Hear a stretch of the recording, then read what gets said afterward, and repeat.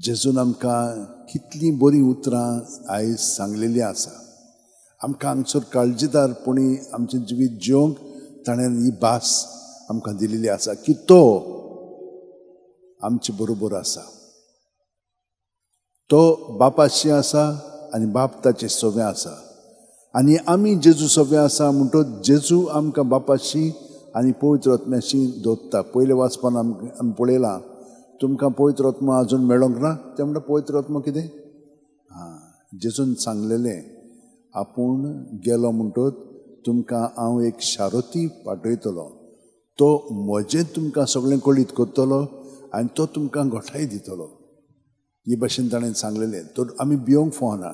म्हणटच जेजू आमच्या काळजांत आसा आनी ताचो पवित्र आत्मा आसा आनी आमी बापा बरोबर एकवटून जियेता. कित्याक जेजू बापाक एकवटून आसा. तर पवित्र त्रित्वेक आमी एकवटून आमचें जिवीत सादता. फकत जेजूकूच न्हय पूण जेजू बरोबर पवित्र आत्मा आसा आनी बापूय आसा. हाका लागून तो म्हणटा तुमी भिवूं नाकात, घट रावात. आनी ते मागीर मातशें समजतात आनी मागीर तांकां आनिकूय तो उगडापें करून दाखयतात. संवसारांत तुमकां खोंत आसतलीच पूण काळजीदार जायात. हांवें संवसाराचें जैत व्हेलें.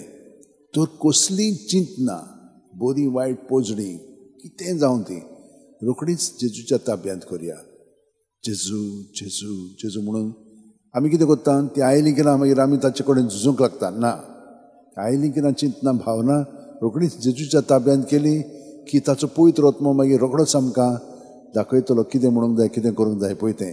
म्हणटच भितरल्या आमचें जिवीत जेजू बरोबर सारपाक आमी प्रयत्न करया.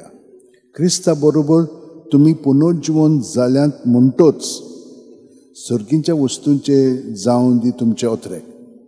पळय, सर्गीच्या वस्तूंचेर म्हणजे जेजूचेर दवरलें की ना बाकीचें तें सगळें तो थारेर हाडटा.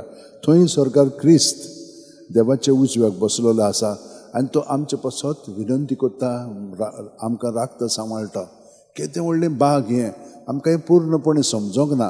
पूण एक फावटी आमचें मन उगडोन तें समजूंक लागलें की ना आमी काळजीदारपणी आमचें जिवीत जशें सांत भक्तांनी जियेलें तेच भाशेन आमी जियेतले. ही कृपा ताणें आमकां दिल्ली आसा. थोडो वेळ आमी ओगेपणांत सारया, आमचे आतो शेवटेन दवरया, दोळे बंद करया. प्रत्येक सुस्कार घेता तेन्ना जेजू आमचे कुडींत मनांत ओतम्यान भरोन येता. हें केन्नाच विसरची न्हय आमी.